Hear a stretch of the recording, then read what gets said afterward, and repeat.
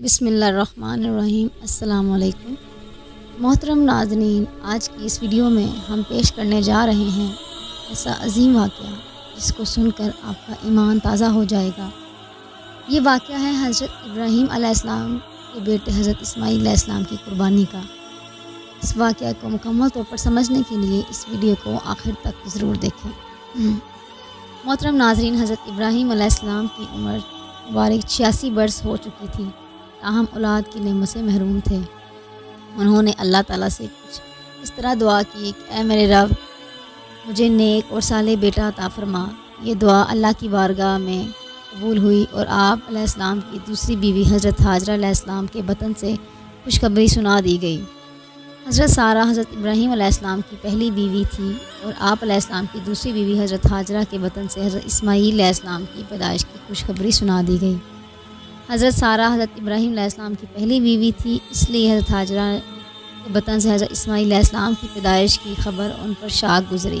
اس لیے انہوں نے حضرت ابراہیم علیہ السلام سے اصرار کیا کہ حضرت حاجرہ اور ان کے بیٹے کو یہاں سے دور کر دو، یہ میری نگاہ کے سامنے نہ رہیں۔ حضرت ابراہیم علیہ السلام کی یہ بات بہت ناگوار گزری، مگر جب اللہ کی بارگاہ سے حکم ہوا کہ حضرت حاجرہ اور حضرت اسماعیل علیہ السلام کو ریگستان میں چھوڑ دیا جائے، حضرت ابراہیم علیہ السلام حضرت حاجرہ حضرت اسماعیل علیہ السلام کو لے کر اسی جگہ لے آئے جہاں آج خانہ کعبہ موجود ہے۔ اس زمانے میں یہ جگہ بالکل غیر آباد تھی۔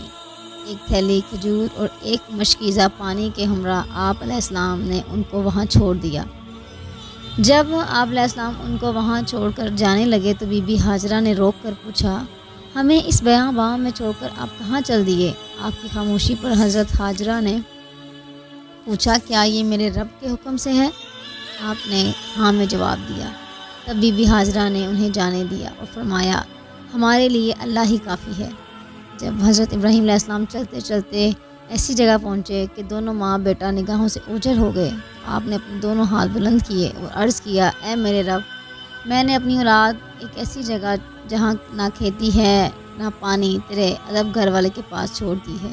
اے رب، بعض لوگوں کے دل ان کی طرف جھکا دے اور ان کو وہاں پہ روزی عطا فرما، وہ تیرا شکر کریں۔ حضرت حاجرہ چند روز تک مشکیزے سے پانی پیتی رہیں اور کھجوروں سے گزارا کرتی رہیں اور حضرت اسماعیل علیہ السلام کو دودھ پلاتی رہیں۔ جب کھجوریں ختم ہو گئیں تو وہ پریشان ہو گئیں کیونکہ وہ بھوکی تھیں اور دودھ بھی نہ اترتا تھا، اور بچے نے بھوک اور پیاس سے رونا شروع کر دیا تھا۔ بچے کی بے چینی دیکھ کر حضرت حاجرہ نے پانی کی تلاش شروع کر دی اور وہ صفا کے پہاڑ پر چڑھتی، شاید کوئی اللہ کا بندہ نظر آ جائے اور ان سے پانی مل جائے۔ انہیں کچھ نظر نہ آیا، پھر وہ واپس وادی میں آ گئیں، پھر وہ دوسری پہاڑی مروہ پر چڑھیں اور نہ کہیں پانی نظر آ جائے کہیں پانی نظر آ جائے۔ اس طرح حضرت حاجرہ نے 7 چکر لگائے۔ منطق کا یہ جذبہ اللہ تعالیٰ کی بارگاہ میں اتنا مقبول ہوا کہ بیت اللہ کی زیارت پر آنے والے ہر فرد پر اللہ تعالیٰ نے اسے لازم قرار دے دیا کہ حضرت حاجرہ کی سنت کی پیروی کرتے ہوئے صفا اور مروہ کے پہاڑوں کی سعی کریں۔ اس کی مقبولیت کا ایک اشارہ یہ بھی ہے کہ 7 چکروں میں حضرت حاجرہ رضی اللہ تعالیٰ عنہ جب بچے کے پاس واپس آئیں تو دیکھا جس جگہ حضرت اسماعیل علیہ السلام روتے ہوئے ایڑیاں رگڑ رہے تھے وہاں سے پانی چشمہ جاری ہو گیا۔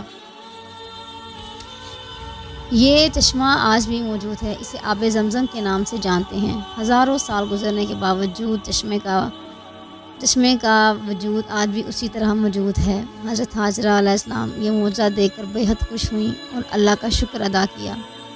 اس کے بعد آپ رضی اللہ نے بچے کو پانی پلایا اور خود بھی مستفید ہوئیں۔ اسی وقت اللہ کی طرف سے فرشتہ نازل ہوا ان کی طرف سے، وعید سنائیے حاجرہ خوفزدہ نہ ہوں اور نہ غمگین ہوں، کیونکہ اللہ تعالیٰ آپ کو اور اس بچے کو ضائع نہیں ہونے دے گا، کیونکہ یہ اللہ کا گھر بیت اللہ جسے اس بچے اور اس کے باپ نے تعمیر کرنا ہے۔ کچھ عرصے بعد ایک قبیلہ یہاں پانی کی فراوانی دیکھ کر حضرت حاجرہ کی اجازت سے یہاں آ کر آباد ہو گیا۔ حضرت اسماعیل علیہ السلام کا بچپن اسی قبیلے کے درمیان گزرا۔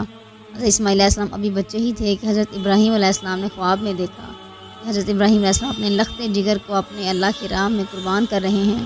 آپ کے مسلسل 3 راتیں ایک ہی طرح کا خواب دیکھا۔ آپ کو یقین ہو گیا کہ یہ خواب میرے اللہ کی طرف سے ہی ہے۔ آپ نے اللہ تعالیٰ کے حکم کی تعمیل کا ارادہ فرمایا اور اپنے تمام خواب اپنے بیٹے کو سنایا۔ حضرت اسماعیل علیہ السلام کو کہا، میرے بیٹے، میں اپنے خواب کی پیش نظر میں اللہ کی راہ میں قربان کرنا چاہتا ہوں۔ بتاؤ تمہاری کیا رائے ہے؟ اس پر حضرت اسماعیل علیہ السلام نے انتہائی اطمینان کے ساتھ فرمایا، آپ اللہ کے نبی اور ان کے برگزیدہ بندوں میں سے ہیں، آپ بے فکر ہو کر اللہ کے حکم کی تعمیل کریں، انشاءاللہ آپ مجھے انتہائی صبر والا پائیں گے۔ چنانچہ یہ دونوں بندے اپنے اللہ کے لیے گھر سے نکل ہوئے۔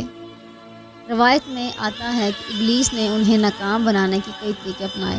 کہا جاتا ہے کہ راستے میں 3 بار ابلیس نے انہیں روکنے کی کوشش کی اور تینوں بار حضرت اسماعیل علیہ السلام اور حضرت ابراہیم علیہ السلام نے ابلیس پر کنکر برسائے اور اس کو کامیاب نہ ہونے دیا۔ یہی وہ سنت ہے جس پر ہر سال حجاج کرام دہراتے ہیں اور یہ سنت رنی کہلاتی ہے۔ بالآخر دونوں باپ بیٹا وادی مینا میں پہنچے جہاں حضرت ابراہیم علیہ السلام کو ذبح کرنا تھا۔ اب کائنات نے وہ منظر دیکھا جو شاید پہلے کبھی کسی نے نہ دیکھا تھا، نہ کوئی قیامت تک دیکھ سکے گا۔ زمین و آسمان ساکت ہیں، فرشتے عرش سے زمین پر عجیب منظر دیکھ رہے ہیں۔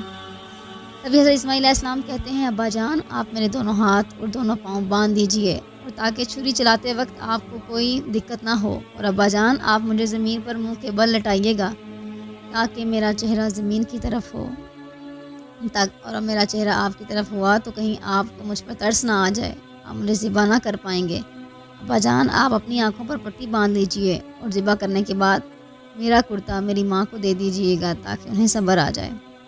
آپ علیہ السلام نے سب باتوں پر عمل کیا، بیٹے کا ماتھا چوما، پاؤں باندھے اور بیٹے کو منہ کے بل لٹا دیا، چھری چلا دی، لیکن چھری نے حضرت اسماعیل علیہ السلام کو نہ کاٹا کیونکہ اللہ کو کچھ اور ہی منظور تھا۔ حضرت ابراہیم علیہ السلام چھری چلاتے ہیں مگر چھری نہیں چلتی، آپ زور لگاتے ہیں مگر چھری چلنے کا نام ہی نہیں لیتی۔ آپ چھری سے فرماتے ہیں، چھری تو کیوں نہیں چلتی؟ میرے اسماعیل کا گلا تو بہت نازک ہے، کیوں نہیں چلتی؟ عرش پر فرشتے سے خاموشی سے یہ منظر دیکھ رہے ہیں۔ تب اللہ پاک جبریل علیہ السلام سے فرماتے ہیں، اے جبریل جاؤ اور جنت سے مینڈا لے جاؤ اور اس کی قربانی کرو، میرا خلیل پیچھے نہیں ہٹے گا۔ جبریل علیہ السلام جنت سے مینڈا لے کر جاتے ہیں اور حضرت اسماعیل علیہ السلام کو چھری کے نیچے سے ہٹا دیا جاتا ہے اور مینڈا رکھ دیا جاتا ہے۔ اب چھری کو چلنے کی اجازت ملی اور چھری چل گئی۔ حضرت ابراہیم علیہ السلام کے ہاتھوں پر جب گرم خون لگا تو منہ سے نکلا، اللہ اکبر، تیرا شکر ہے۔ اب آنکھوں سے پٹی اتاری تو حضرت اسماعیل علیہ السلام کو دیکھا تو وہ صحیح سلامت ایک طرف بیٹھے ہیں۔ حضرت ابراہیم علیہ السلام کی تابع داری اور حضرت اسماعیل علیہ السلام کی فرما برداری بارگاہ الہی میں قبول ہو گئی تھی۔